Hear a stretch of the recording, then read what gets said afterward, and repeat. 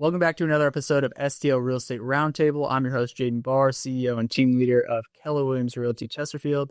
And today I'm joined by a very special guest.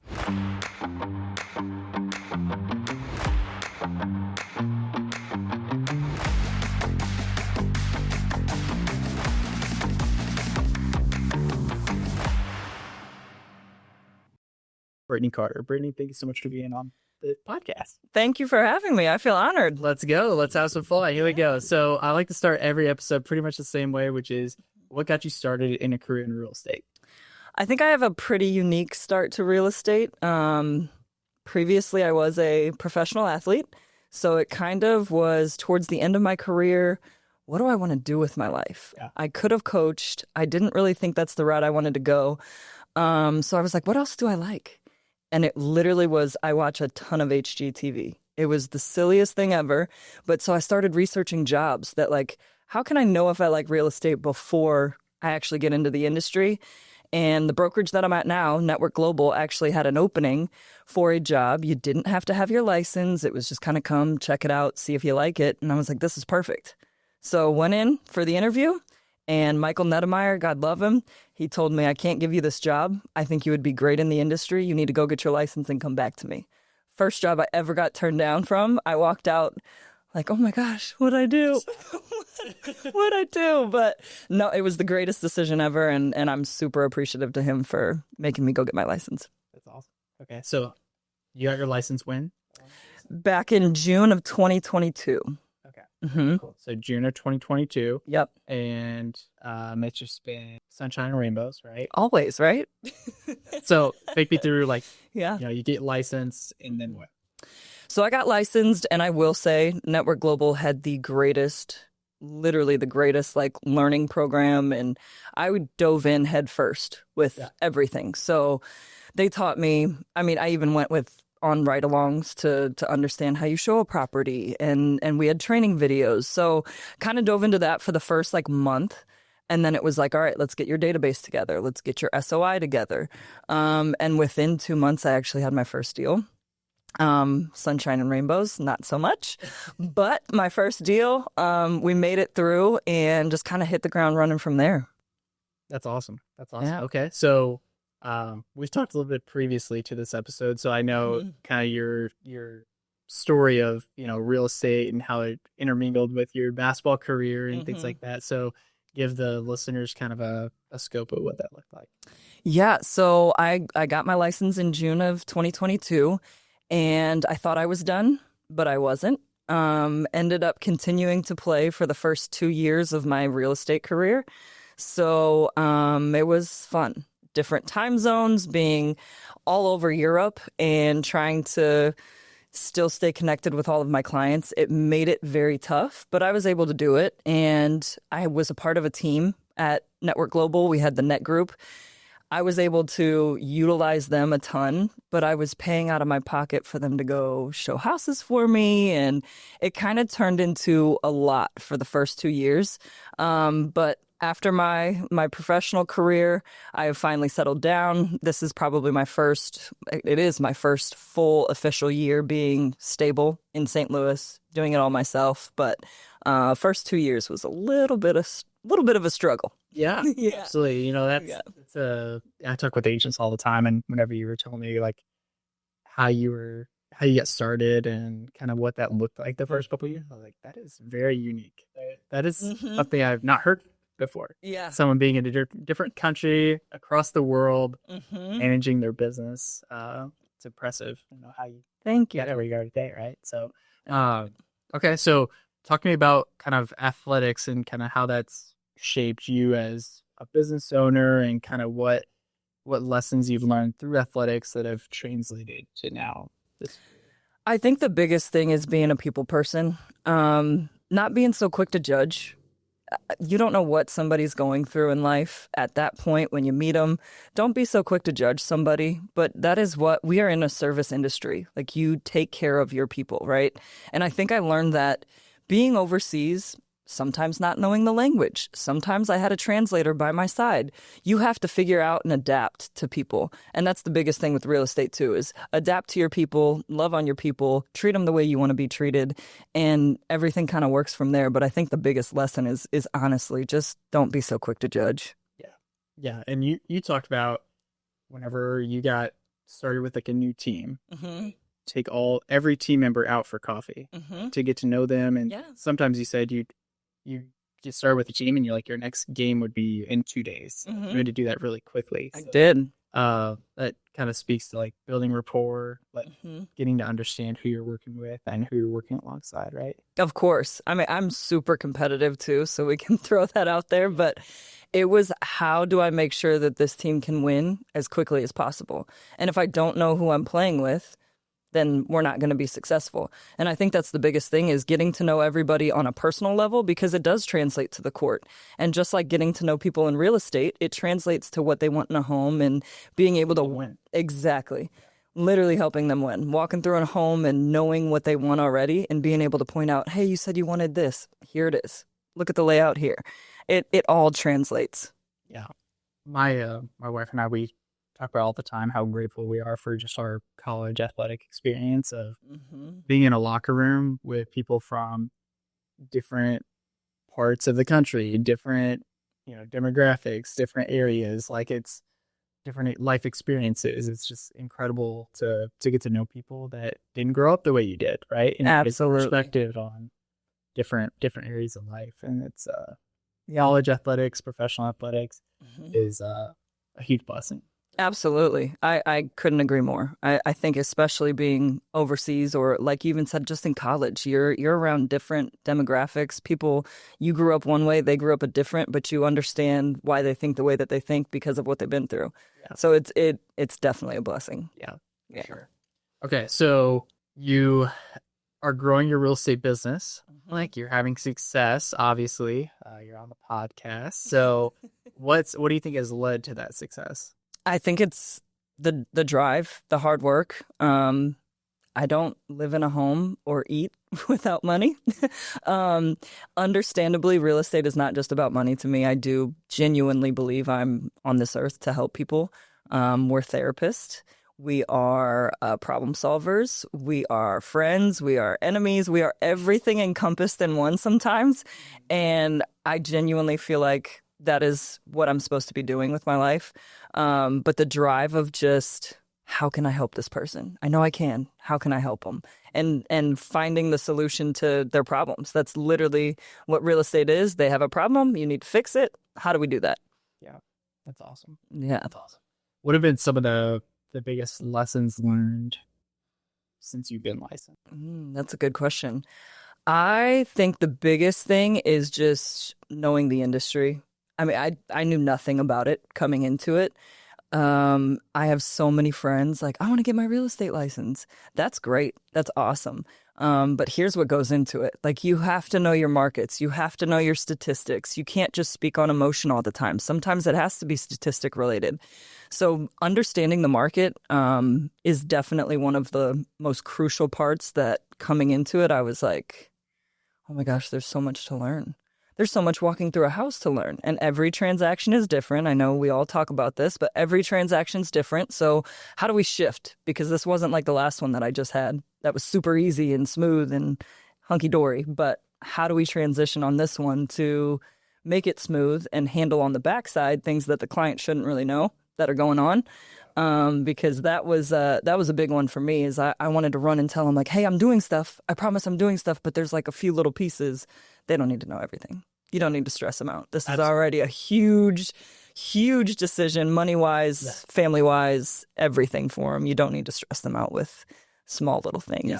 I think there's times, one thing that I typically try to do is bring a solution before you talk about a problem. Yeah, make sure you have a solution to the client before you bring it up to a client. Obviously, there's times where a problem needs to be brought up immediately, but when I can, try to exhaust every possible solution before even bringing up the problem. Yeah, I think that narrowed down everything that I wanted to say. You just said it better. But yeah, bring the solution first. Don't worry about all the little problems you're solving in the background. Yeah. Yeah. How do you use that, competitive drive, competitive fire that you had with athletics to help your clients win? I just think competitiveness translates in any industry. You want to win, you want your clients to win. But more importantly, as even a leader being a professional athlete, it wasn't always about me. It's never really about me. It's about this team and how can I bring everybody together? Maybe we don't get along outside the court, but how do I bring everybody together to get on the same page? And I think that happens in real estate a lot. You may have a couple that wants totally different things. I want a two-story. I want a ranch. I want this. I want totally different perspectives on what they actually want, and you find a middle ground. And how can we make sure that both of you win? You're both getting exactly what you want. But I mean, the competitive nature is just like you find a solution. You always will. And a lot of times I would argue it's more about their relationship with the agent on the other side of the deal than even the clients, right? Absolutely. Trying to find a win-win for both parties there. Yeah. Yeah. What have been some of the challenges of getting started with real estate and growing your business over time? You mentioned being overseas, right? That's definitely a challenge, but what would be something else that you can point to? I do think that was one of my biggest challenges, is being overseas, but like right there with it, and maybe even topping it, was I didn't want to work with my family and friends to begin with. I wanted to be what I thought was seasoned, like at least a few deals under my belt, before I worked with my actual sphere of influence. So I took a lot of time door knocking, running open houses for other agents, doing cold calling, doing all the nitty gritty work that nobody wants to do, because I wanted to prove, okay, I'm ready for this. Like, I've worked with plenty of people. They don't know me. Nobody asks when you got your license. Nobody's concerned about it if they just meet you at an open house.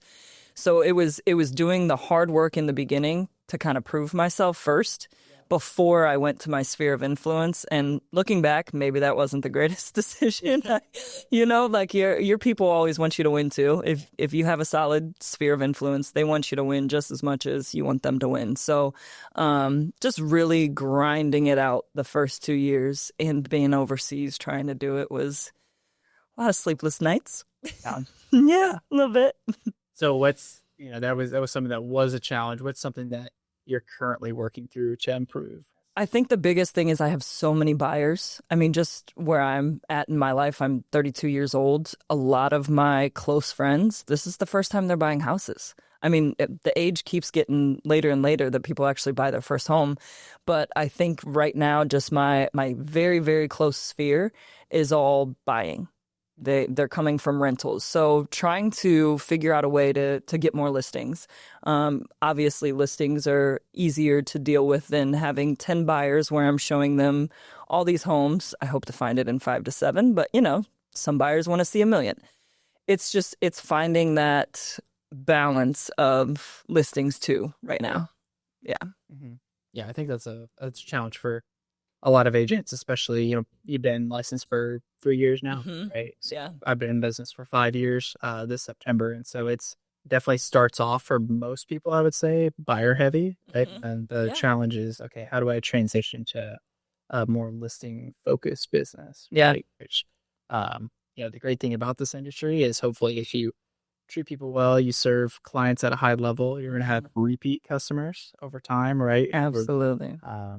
The joke I like to tell is, people's dream home typically lasts 7 to 10 years. Or forever home is for 7 to 10 year time span. So every 7 to 10 years, you're seeing those repeat clients. And over time, if you're willing to do the work and build the business the right way, that business is going to snowball over time. 1,000%. Go out and scratch and claw for every deal. Right? Yes. It's coming to you. So I think that's the biggest thing is people forget about their clients. Like, I got my paycheck. Okay, see ya. But continuing to follow up, sending them, handwritten letters is like, people don't do it anymore. But I can't tell you how many handwritten notes that I've, for a year anniversary, whatever it is, or even just sending them a few vendors. They've called me and said, hey, we're having issues with XYZ. I'll send you my vendors. But staying in contact with your clients, they're people, they're human. They're going to forget about you if you're not still in their ear a little bit.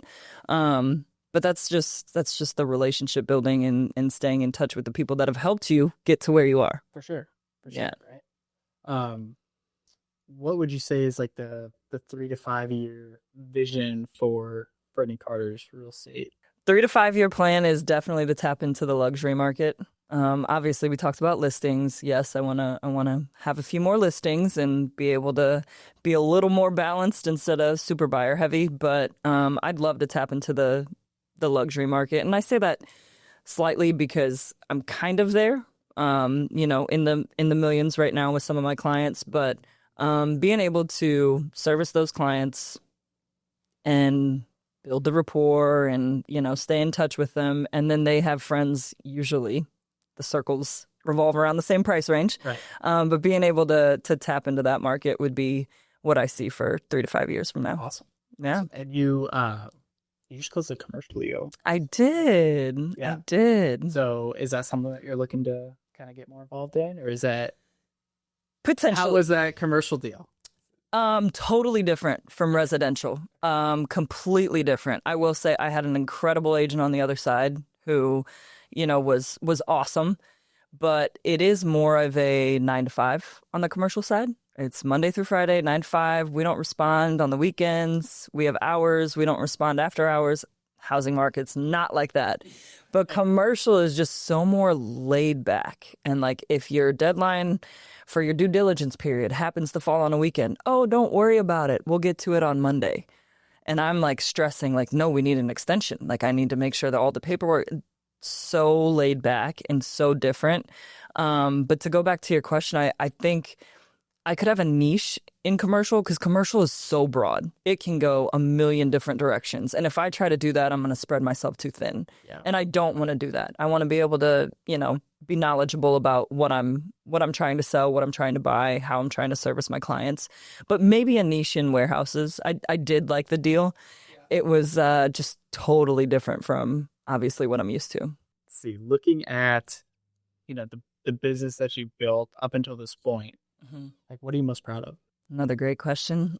I'm just proud of the work that I've put in. Not knowing the industry, being totally new, literally knowing nothing about what people just think you just get big checks. It's nice and easy. You just find a house and you sign off on the deal and you get big checks. But sticking with it, even when we have those deals that aren't the best and take a lot of time, a lot of energy, and our dollar per hour seems to be going in the negatives, but sticking through all of that, because again, this is not always about me. It's about my clients, and sticking it out when times get tough. Right. Yeah.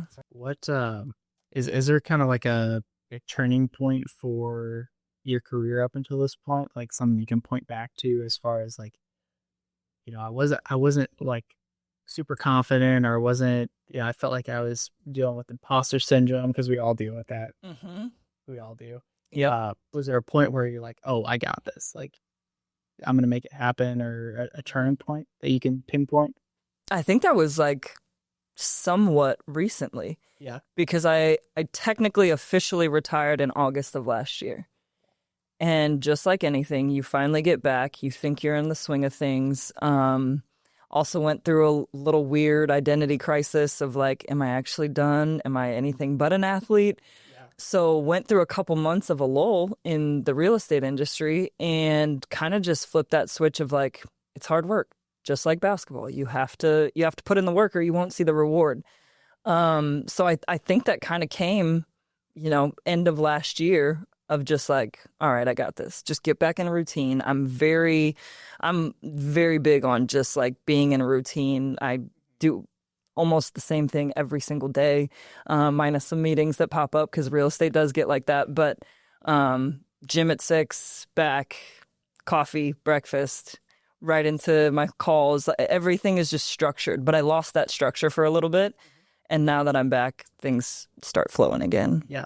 So we all have mentors and people we look up to, and people that have kind of helped us along the way. Who have been some of those people in your world?